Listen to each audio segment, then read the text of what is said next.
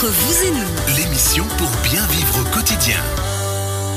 Entre vous et nous, troisième partie de votre émission de conseil de service tous les vendredis de 11h à midi. Avec, on vous le rappelle, en début d'émission, on a parlé de modification de la loi sur les résidences secondaires avec Guillaume Boisdin, notre expert immobilier de Logipro SARL à Valdilier. Tout va bien, Guillaume ? Tout va bien, merci. Et on va faire une petite transition parce qu'une résidence secondaire ou autre, si on veut le mettre en location, il faut le meubler comme il faut. On en parle dans quelques instants avec Zélie Taïb des meubles Descartes, on le rappelle. Deuxième partie de l'émission tout à l'heure avec Ivano Bressan, on a parlé du sujet passionnant du pitching, wishing, sniffing, schnuffing. Il y avait un petit peu de tout ça, mais bien sûr à réécouter, on le dit, c'est cet après-midi vraiment en podcast sur radiochablais.ch pour avoir tous les bons conseils pour essayer de pas se faire piéger. Si on vous écoute bien, normalement on ne devrait pas se faire piéger ce week-end, Ivano, ça devrait le faire. Normalement. Non mais on est tous concernés par contre. Justement, il faut faire très très attention. Et puis maintenant, un sujet un petit peu plus léger avec justement vous, Xavier Taïb des meubles Descartes.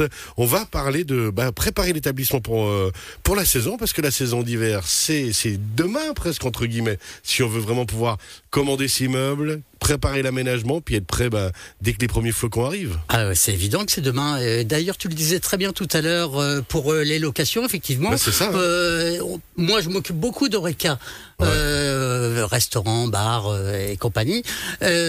Par contre, c'est vrai qu'aussi les gens, il y a beaucoup de gens qui viennent me voir pour des locations, pour meubler. Pour les résidences secondaires. Où il faut quand même du mobilier robuste. Voilà. Un peu plus peut-être qu'effectivement si on était dans son propre chez soi, puisqu'il y a du monde qui passe. Alors, comment on prépare son établissement pour la saison, Xavier ? Écoutez, déjà on s'y prend maintenant. C'est ça. Parce que les délais de livraison, les délais de fabrication s'allongent. Et ça, personne ne peut rien y faire. C'est comme ça. Et les fabricants n'ont plus de stock. Donc autant, justement, comme vous le dites, anticiper. Dans l'anticipation, ensuite, c'est aussi déjà réfléchir à ce qu'on veut faire. Le style, les couleurs, les aspects, enfin ces choses-là, quoi. Exactement. Alors notamment pour les professionnels, c'est très important le mobilier puisque c'est l'emballage. Vous, Cyril, si vous allez au restaurant, vous voyez un restaurant qui fait exactement la même alimentation, mais un qui est très beau, très bien meublé, tout ça, et l'autre qui est bien agencé, moins bien. Vous allez choisir lequel ? Oui, suivant comment, effectivement. Non, mais c'est vrai, le ramage et le plumage et ainsi de suite. Ça fait partie du métier de restaurateur. C'est de se sentir bien, quoi. Exactement. D'avoir un joli intérieur.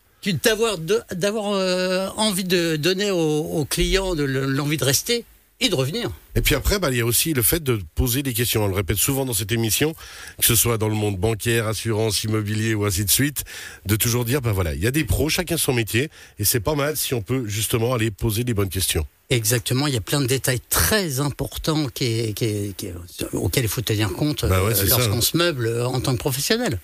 Ça, c'est indispensable. Alors, on a parlé de tout ça. Ensuite, il faut, on va dire, optimiser l'intérieur. Alors, vous parliez de qualité de meubles, de solidité des meubles. Puis après, il y a une optimisation de l'espace. Ça veut dire que, suivant la taille, que ce soit de l'hôtel, du restaurant, des chambres, ou de la résidence secondaire, ou même de l'appartement, ça peut être pour soi, de se dire comment je vais optimiser au mieux mon espace. Exactement. Il faut choisir la bonne dimension pour ces meubles afin de pouvoir correctement... Parlez dans le micro. Afin de pouvoir correctement... être optimiser dans la pièce, l'espace. Et puis s'y déplacer.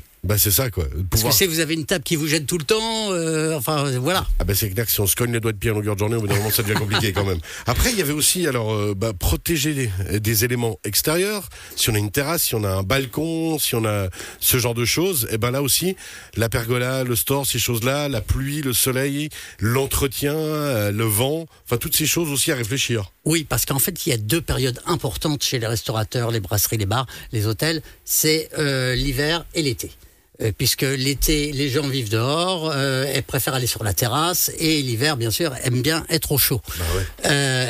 L'intérêt, c'est qu'aujourd'hui, avec le matériel qu'on peut fournir, on peut aussi rentabiliser les espaces extérieurs qui peuvent devenir aussi bien utiliser l'hiver que l'été, par exemple. Une terrasse en la coupant du vent, en mettant un store qui sert de toit, et en mettant une chaufferette à pellets, par exemple, pour chauffer l'espace, ça devient très sympa. Même au contraire, les gens ça devient aiment. cosy. Bah oui, et puis vous qui êtes fumeur, par exemple, vous le savez très bien, c'est Moi bien. Mais comment il balance des trucs?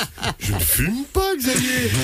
Les fumeurs, en tout cas, sont très contents de ce genre de terrasses qui sont chauffées et couvertes parce qu'ils peuvent prendre leur café en toute décontraction. Effectivement. Ah, j'adore. Il est magique. Les chaufferettes à pellets, justement, à part ça. Parce que ça, c'est intéressant. On sait que maintenant, les chaufferettes, il y a eu des modifications de loi, normales, il faut être durable. C'est quoi ces chaufferettes à pellets? Bah en fait, ce sont des. On connaît le poêle à pellets, bien sûr, dont on sait qu'il est économique. Et ben, on propose la même chose pour les chaufferettes de bar et de terrasse. C'est-à-dire, ce sont des espèces de cheminées que vous placez au milieu de la terrasse et qui par irradiation, diffuse de la chaleur. Et voilà, à base radiation, de pardon, pas par irradiation. Non, parce que ça va être un autre concept et c'est tout de suite plus inquiétant. Oui. Alors, comment on fait pour stocker son mobilier d'été ou d'hiver? Parce qu'il faut de la place aussi pour ça. Alors, si on a équipé, par exemple, sa terrasse pour pouvoir l'utiliser l'hiver, le mobilier qui y est, en fait, est utile aussi et sert aussi. Donc, n'a pas besoin d'être rentré pour l'hiver. Après, si on a besoin de rentrer certains mobiliers pour l'hiver, nous, on peut très bien le stocker parce qu'il y a beaucoup d'établissements qui n'ont pas la place. Ah, ça c'est intéressant. Ça veut dire qu'on n'a pas nécessairement besoin de louer des garages, des espaces de stockage. Exactement. On peut s'arranger avec notre fournisseur de meubles préféré.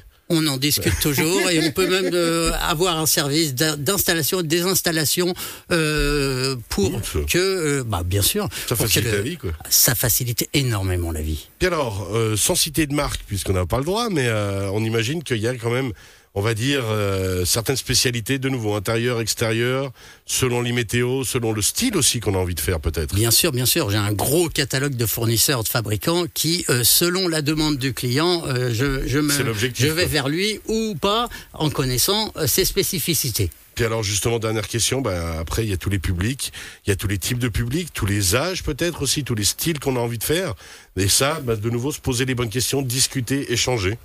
Oui, bien sûr. Et il y a tellement de demandes différentes que après il faut à chaque fois s'adapter à la demande et trouver ce qui va pour l'utilisation voulue. Et puis c'est pas parce qu'on a un hôtel, un restaurant ou autre type chalet qu'on est obligé de mettre tout en bois. Moi j'adore le bois personnellement, mais on peut aussi donner un style moderne si on a envie d'avoir un style moderne. Exactement, ou le contraire, garder un style classique si on a envie de garder un style classique. Xavier Taïeb des meubles Descartes qui était avec nous. Merci beaucoup Xavier.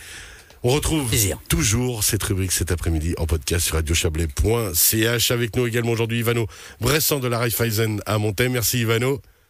Merci. Et puis Guillaume Boisdin de Logipro SARL à Valdilier, notre expert immobilier également. Merci Guillaume. Merci à tous. Merci à vous trois. Belle fin de semaine, bon appétit, bon week-end, bye bye. Merci. Merci, pareillement.